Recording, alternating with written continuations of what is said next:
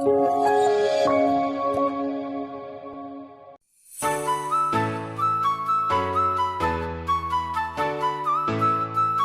Negeri 1 Palembang, SMA Sabres 3 Palembang, SMK Arinda, SMA Metodis 2 Palembang, SMA Negeri 9 Palembang, SMA Negeri 16 Palembang, SMA Negeri 13 Palembang, SMA Negeri 12 Palembang, SMA Negeri 18 Palembang,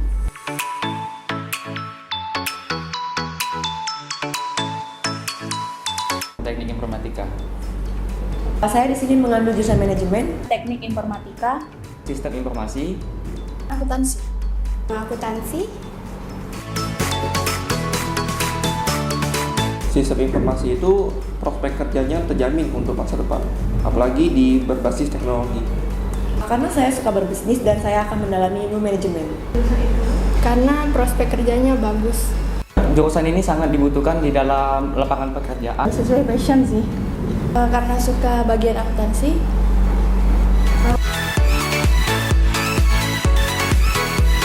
Referensi dari keluarga. Dari saudara. Saya tahu dari kakak saya. Keluarga. Dari keluarga. Dari keluarga. Tahu dari teman, keluarga, terus dari internet. karena MDP itu sudah terkenal dengan jurusan komputernya awalnya. Karena menurut saya kampus MDP itu merupakan kampus berbasis teknologi. Di MDP berbasis teknologi nomor 1. Karena MDP salah satu kampus swasta terbaik di Palembang. Karena MDP swasta terbaik di Sumatera Selatan. MDP itu adalah nomor 1 di swasta.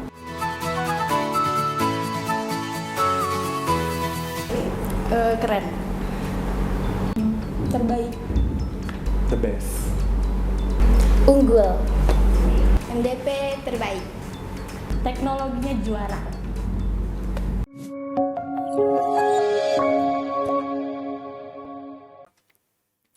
Hai, pagi yang entrepreneurs. Gimana? Hari ini kita bertemu lagi dalam program kita Business Review MDP TV. Seperti biasa, Business Review tayang di MDP TV setiap Rabu pagi pukul 9.30.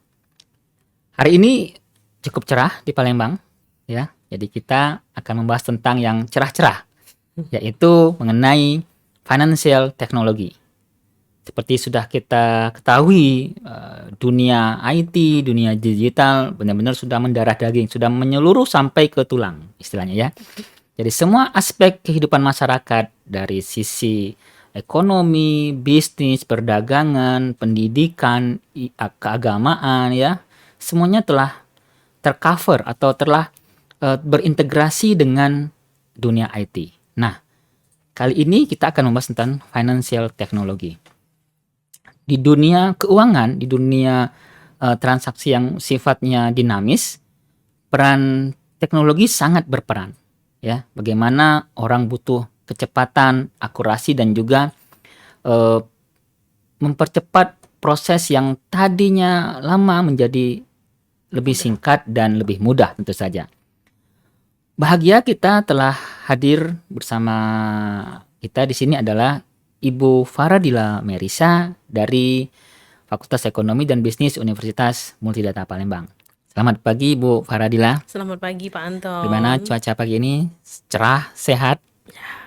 Oke. Kalau saya lihat sih cerah Pak ya. Oke. Semoga sampai siang cerah ya. Ya, tapi memang kondisi ekonomi kita masih agak masih penuh tanda tanya. Jadi masih penuh ketidakpastian ya. Ya. Oke, Semoga tapi kita akan membicarakan cerah yang juga lain ini ya. Kita akan bicara tentang financial technology. Nah, menurut Faradila sendiri, apa sih sebenarnya yang menjadi menjadi istilah ataupun menjadi pemahaman dari yang entrepreneurs yang disebut dengan finance technology itu seperti apa?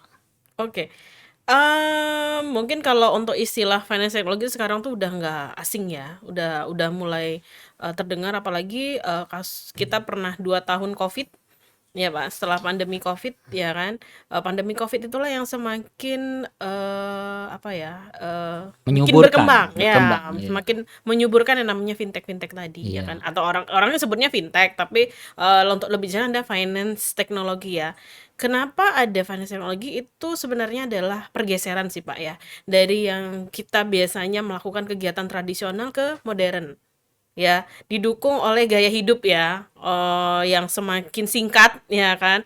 Kita orang sekarang itu kan yang apalagi kayak generasi saya ya Pak ya, Iya. bukan generasi Yang entrepreneurs ya kan? Iya betul, generasi milenial. Itu kan lebih ke yang nggak pengen ribet ya kan, makanya timbul yang namanya si finance teknologi tadi ya. Kayak dari segi pembayaran, dari segi investasi. Jadi Iya. sebenarnya finance teknologi itu nggak cuma pembayaran, tapi banyak hal yang bisa dilakukan di situ. Jadi semua hal ya. Ya, banyak dari investasi, pendanaan ya, lalu tadi kayak kalau orang ngumpulin dana, penggalangan dana itu juga Iya, termasuk bener, dalam fintech ya. fintech juga Iya, jadi sebenarnya. ada Jadi apa?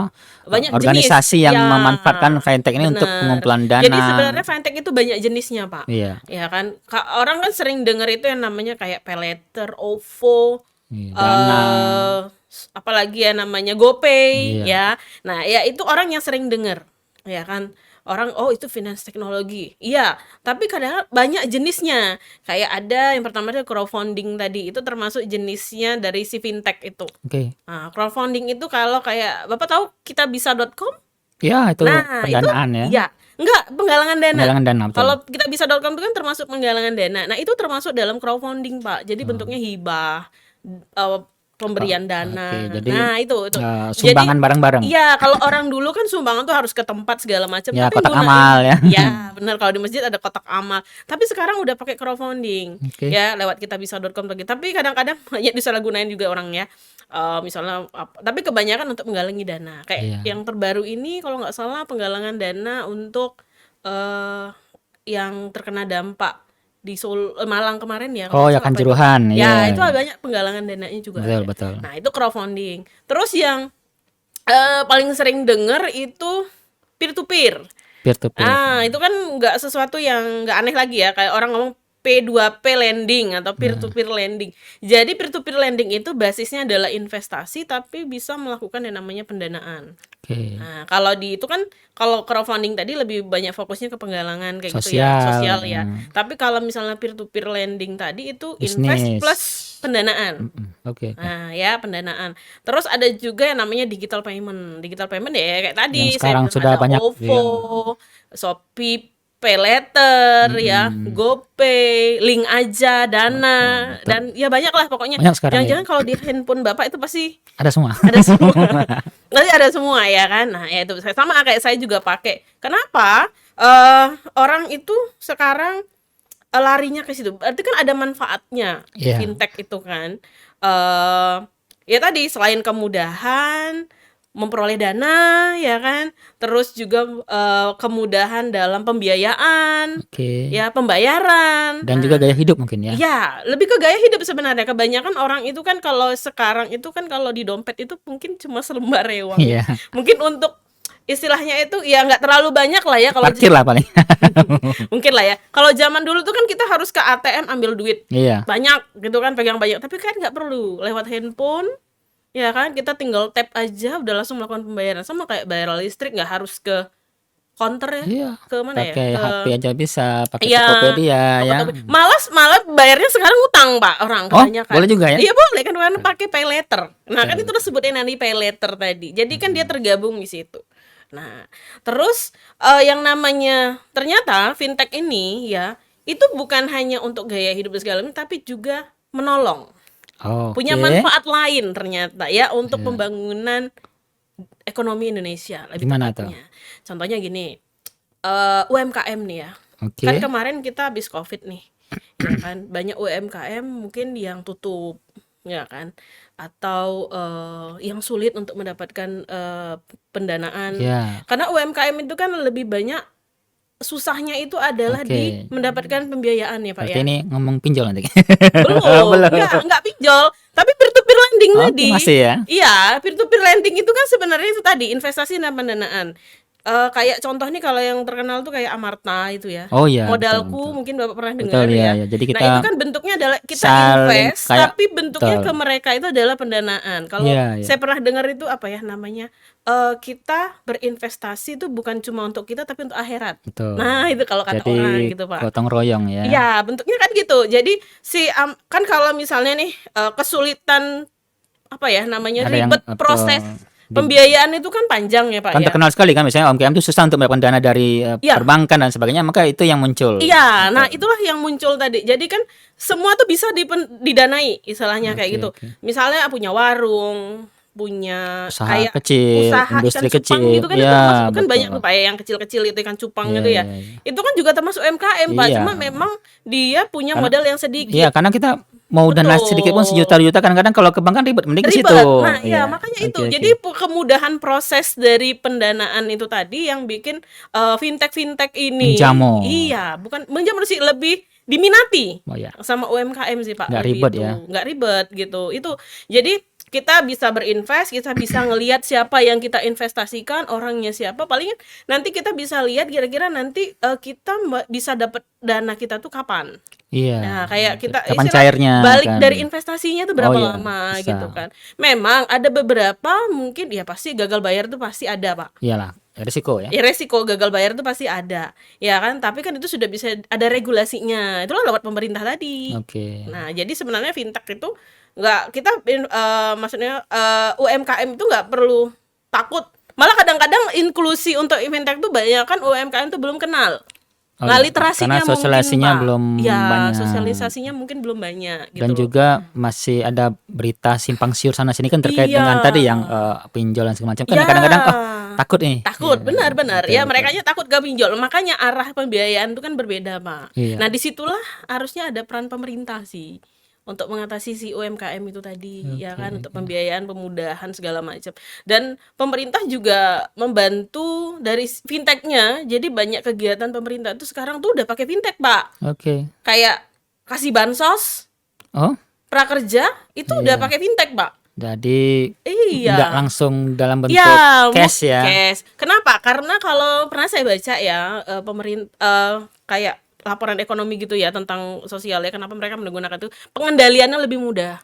Iya. Kan kelihatan tuh. Dan memanfaatkan pihak lain kan. Iya, Jadi dari betul. sisi aturan, kemudian Iya. kemungkinan disenggol KPK juga gak susah, gak jauh. Enggak juga, Pak. Mungkin lebih ke inklusi keuangannya jadi Iya. untuk mengenalkan itu, Pak. Oke. Ke itu. Jadi peran pemerintah tuh di sisi regulasinya. Nah, yang tadi Bapak ngomongin pinjol nih dari tadi. Iya. Itu memang termasuk dalam Pendanaan, peer to peer lending peer to peer sebenarnya. lending. Itu masuk juga. Kenapa? Karena pinjaman untuk yang bukan modal usaha sih, lebih ke pinjaman yang orang itu lebih mudah kayak gitu loh, Iya. Pak. Bisa dapetin pendanaan untuk dirinya Oke, mungkin ya. untuk konsumsi boleh, untuk usaha boleh, silakan aja kan bebas. Iya memang. Nah, dari situ. Cuma ya sekarang ini banyak pinjol-pinjol ilegal juga sih, Pak. Ya, Nah, itu yang mungkin beritanya lebih ke tersebar, kan. literasi. Literasi. Literasinya tuh agak kurang gitu loh, Pak. Nah, jadi itu yang literasi kurang itulah yang mungkin dimanfaatkan oleh pinjol-pinjol ilegal itu, Pak. Iya. Kan pinjam sekian, harganya bunganya sekian, ya kan, sampai akhirnya dia nggak bisa menutupi. Nah, itu kan nah itulah peran pemerintah tadi Dan menutup juga ilegal tadi. masyarakat juga harus lebih sering memahami gimana aturannya. Betul. Kan? Jadi harus tahu dulu. Kita kalau kita mau pinjol nih, kita mau melakukan pinjaman online atau kita mau cari pendanaan nih. Iya. Berarti kan kita harus cari tahu dulu nih, ini perusahaannya apa, ya kan? Di mana? Siapa? Sudah terdaftar atau belum? Nah, itu yang penting. Jadi itu kita yang bisa penting, Pak. ngecek ke otoritas yang berwenang apakah ini Benar. sudah resmi atau ilegal atau Betul. gimana. Oke. Nah, Iya. apakah ada lagi mungkin jenis-jenis fintech yang lain yang kira-kira nanti atau mungkin nanti baru makan muncul tapi sudah diprediksi ada fintech seperti ini, kira-kira ada nggak, Bu? Oh, kalau dari mungkin jenisnya, kalau keuangannya masih seperti dulu, Pak. Kalau misalnya yang baru mungkin jenisnya aja nambah gitu. Oh. Bukan jenisnya, Variasinya ya? variasinya aja gitu. Kalau jenis masih di peer to peer segala Peer-to-peer, macam, ya, tapi crowdfunding mungkin kayak gitu ya. jenisnya yang di bagiannya aja apa. Mungkin ada Mungkin yang aplikasi di-mix kan, mungkin, ya. aplikasinya kan. Mungkin dia gabung dengan pemerintah, Pak. Atau Bisa dari kayak sisi gitu. mungkin bagaimana menjadi investornya dan sebagainya ya. Iya, nah itu ada tuh. Itu juga kan termasuk dalam pemberian inklusi keuangan, Pak Iya. ya. Memberitahu bagaimana invest yang bagus kayak Investri itu contohnya Iya. tuh. Investri itu kan salah satu bentuk fintech juga, tapi Iya. bentuknya adalah investasi. Iya. Ya kan? Banyak investasi yang ada di situ bisa dilihat. Nah, ya kan. Atau mungkin yang pernah dengar Ajaib ya. Ajaib, kemudian juga Ya. apa bibit ya. Ya, Bibit itu kan mereka itu mengenalkan ke anak muda ya kan untuk berinvestasi tapi dengan cara yang mudah, Tidak ribet. nggak ribet. Nah, itu gunanya fintech tuh seperti itu, Pak. Oke. Ya, jadi semakin teknologi berkembang, fintech itu pasti akan dipakai orang. Oke. Akan selalu berkembang juga, mengikuti ya gaya hidup, pola Kayak hidup ya. selera masyarakat ya kan, konsumen kita ya. Nah, itu akan terus maju. Oke. Dan apalagi untuk UMKM, Pak. Kalau UMKM itu pasti akan mendukung yang namanya pertumbuhan ekonomi. Iya. Jadi secara semakin mudah pendanaan, usaha jalan, bisnis bisnis ekonomi hidup, jalan, iya bisnis benar. hidup, Oke. pertumbuhan ekonomi naik. Nah, itu Oke. sebenarnya fintech itu membantunya di situ. Manfaatnya lebih banyak sih. Memang kalau misalnya dampak buruknya juga ada, cuma kan nggak terlalu besar, tidak sebesar manfaatnya sebenarnya. Oke. Jadi yang entrepreneurs ya kita sudah paham nih banyak beberapa definisi fintech dan juga Iya. jenis-jenis fintech. Nah, mungkin Bu Farila kira-kira apa sih sebenarnya keuntungan fintech yang tadi kan sudah jelas bahwa ketidakribetan tadi yang pertama. Nah, kalau yang lain ada kira-kira yang lebih belum terlihat nih. Oh, sebenarnya keuntungan fintech ada di sisi ini. Kira-kira apa? Ya itu tadi, memperoleh dana. Selain memperoleh dana, Apa ya? kemudahan Iya, memperoleh dana kemudahan dan juga memperoleh gaya dana. hidup. Intinya kan gitu. Mm-mm. Kalau gaya hidup itu kan mengikuti, Pak. Iya. Ya kan? Intinya tuh semua itu adalah bagaimana namanya finansial teknologi. Berarti gimana kita bisa mendapatkan yang namanya dana. Betul. Ya kan, Memanfaatkan kemudahan dana. dana, Iya. bukan mendapatkan dana dan memanfaatkan dana. Oke. Iya kan? Lah ya investasi berarti manfaatin dana yang kita punya tapi dengan cara yang mudah kayak gitu. Oke. Dan pendanaan pun juga begitu. Gimana kita bisa mendapatkan dana tapi nggak sesulit kalau kita di bank kayak gitu. Apalagi kalau 1 juta 2 juta, mungkin bank nggak terlalu ngeh kalau 1 juta 2 juta nggak dikasih gitu kan. Ya, nggak dilayani. Nggak dilayanin ya kan, kenapa harus buat proposal, harus survei segala Harus kas dan macam sebagainya, iya gitu kan. ya. Tapi kalau misalnya yang ke pendanaan kecil kayak butuh 3 juta 5 juta itu kan bisa menggunakan pendanaan yang lebih cepat. Nah, sama lah kayak pinjol tadi. Jadi sekarang kan udah pakai KTP, KTP, foto. just KTP, Iya. foto, Jadi, isi profil jadi ya kan keluar. Nah, itu cuma ya itu tadi harus selektif. ya, jadi balik ke aturan pemerintah juga dan juga bagaimana kita, Balik ke kita. menggunakan itu secara tepat dana Ya. tersebut ya. Tepat dan selektif, Pak, lebih tepatnya. Jadi biar kita nggak kena istilahnya tuh resikonya di masa yang akan datang ya kan. Contohnya ya tadi pinjol-pinjol ilegal itu. Jadi memang pinjol ini sudah terasa dampaknya di masyarakat kan dari betul. sisi pendanaan, gaya hidup dan Pendanaan, sebagainya. Kira-kira kalau dari sisi yang positifnya nih, dampak fintech itu yang dirasakan untuk masyarakat tuh apa, Bu? Sebenarnya yang kelihatan Yang kentara. kelihatan. Ya itu tadi kita bisa apa ya mendapatkan dana tadi itu Iya. yang paling mudah dirasain lah Pak pasti. Iya kan? Untuk Iya. belanja cepat. Jadi kecepatan ya. Iya, terus kalau kita mau beli aset bisa, ya kan? Nggak harus nunggu lama, terus sudah ada gitu dananya. Nah, jadi intinya tuh ke situ. Jadi kemudahan akan suatu hal dalam sisi finansial. Intinya Kalau gitu. dampak negatifnya Dampak yang negatif, akan dihadapi nih, yang sering konsumtif, kasus biasanya konsumtif, ya. konsumtif. Itu dampak negatifnya Boros sih. ya? Boros ya kan. Karena kemudahan itu tadi, udah minjem aja. Udah minjem aja. Padahal itu kan adalah sesuatu yang Utang. konsumtif. Yang namanya ngutang, Pak, kayak peleter segala macam itu kan mendorong orang untuk lebih konsumtif, Pak, sebenarnya. Nah, itu dampak buruknya. Terus juga mungkin resikonya yang ke depan terjadi gagal bayar itu juga bisa tuh dampak Iya. buruk untuk si fintech-nya. Misalnya dari UMKM-nya. Itu juga bisa. Jadi sebenarnya tuh yang kena itu bukan cuma si pengguna tapi si fintech-nya juga. Jadi lebih selektif juga gitu, Pak. Jadi memang hal-hal yang baru itu kita harus pelajari apakah dampak positif negatifnya kan. Ya, betul. Jadi kalau memang benefits-nya lebih banyak dibandingkan dengan cost-nya, itu lebih baik kita pakai. Kalau enggak, jangan. Jangan. Kan Nah, jadi itu. kita perlu memilah-milah apakah kebutuhan kita dari sisi pendanaan atau memang kita butuhnya Untuk gaya justru hidup, misalnya. gaya hidup atau kita butuh yang lain nih, bukan modal ternyata, Iya. mungkin butuh skill ya, dan Skill. bisa melalui fintech juga kan, ada Betul. fintech-fintech yang memang memberikan ilmu dalam bentuk Betul, fintech kan, fintech. ya jadi banyak aplikasi yang sudah memberikan ilmunya dalam bentuk aplikasi. Iya. Ya, Jadi intinya tuh adalah si fintech ini punya peran yang besar Pak untuk pertumbuhan ekonomi. Itu Oke. kalau misal itu kenapa? Karena fintech itu mendukung UMKM. Iya. Jadi lebih larinya itu adalah mendapatkan pendanaan. Lebih ke situ sih Pak. Untuk peran ekonominya.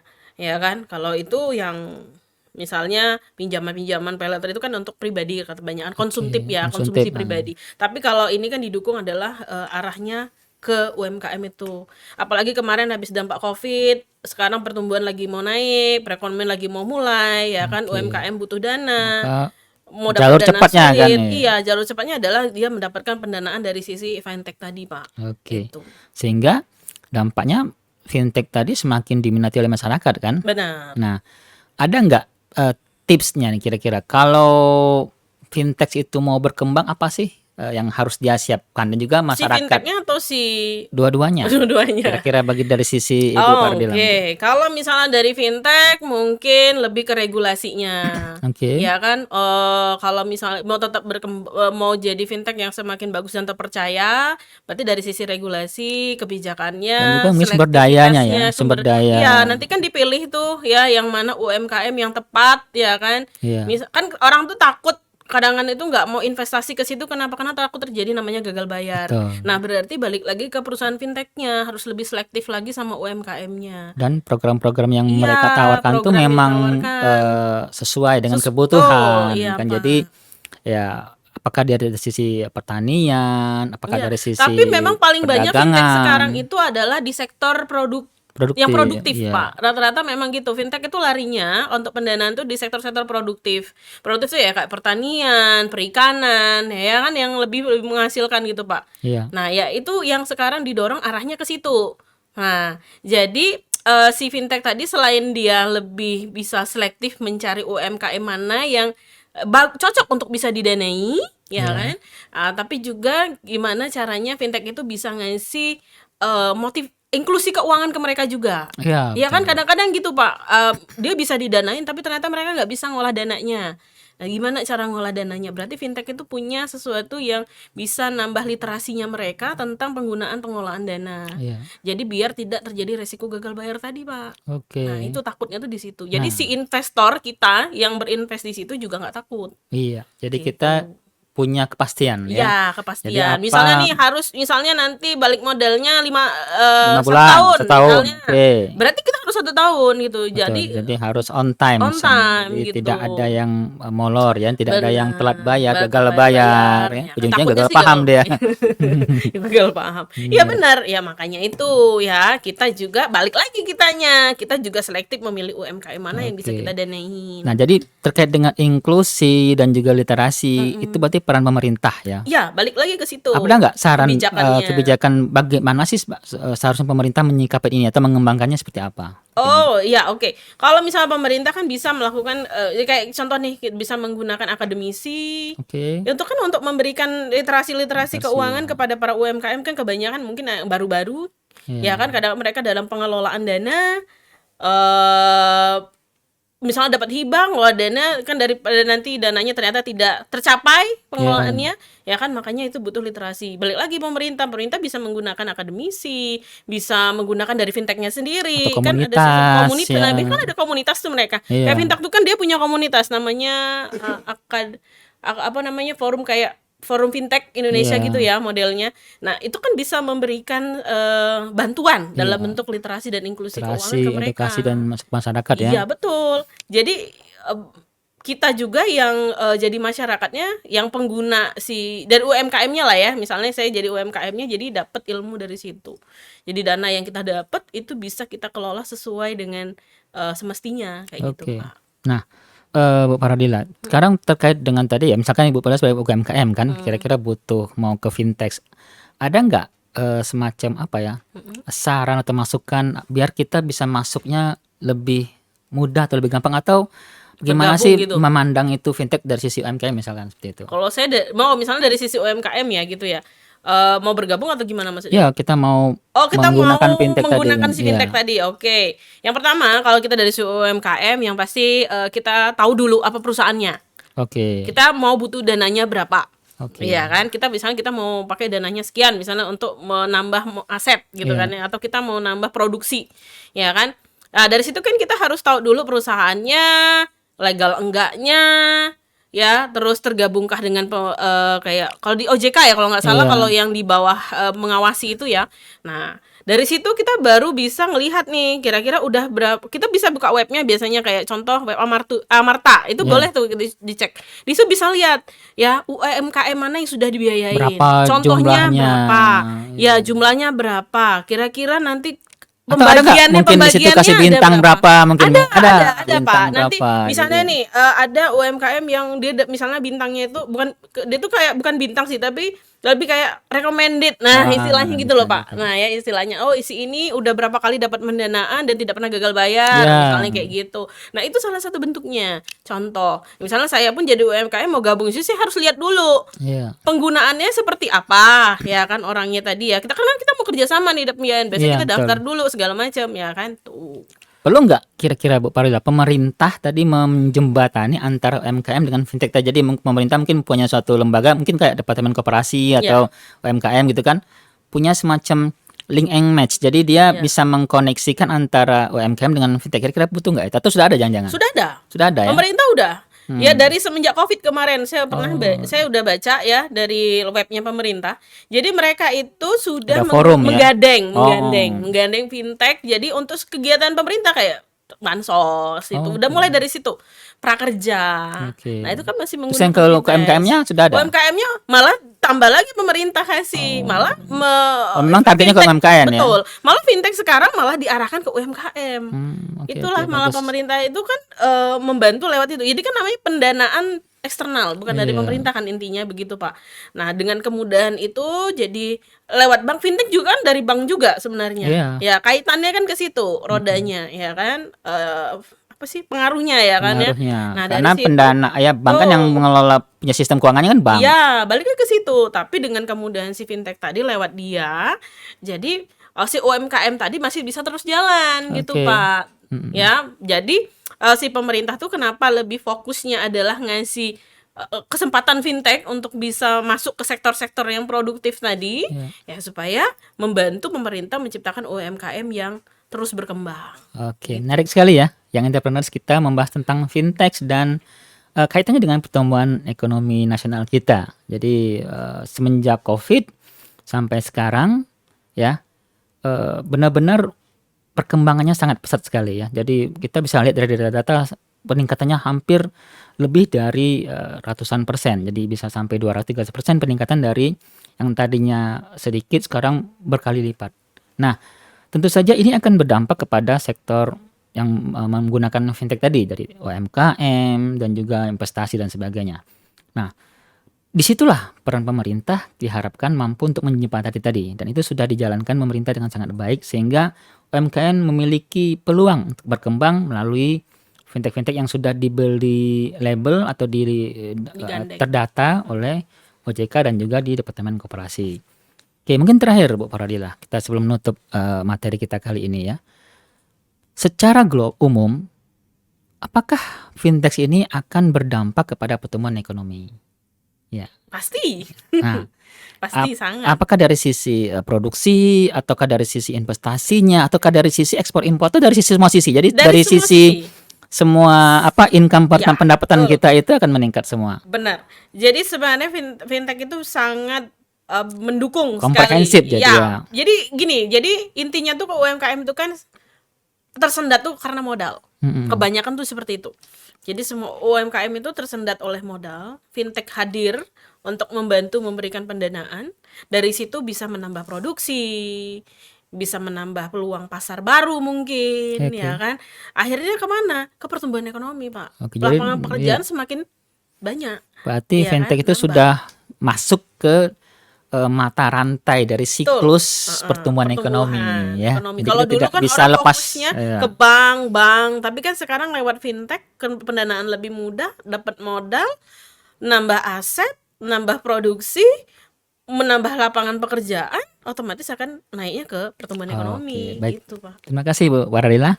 Yang entrepreneurs, jadi topik kita kali ini benar-benar membuka wawasan kita tentang fintech, dan entrepreneurs tidak perlu takut, tidak perlu merasa hal yang beda menghadapi fintech, karena itu juga bagian dari sistem mata rantai perekonomian kita.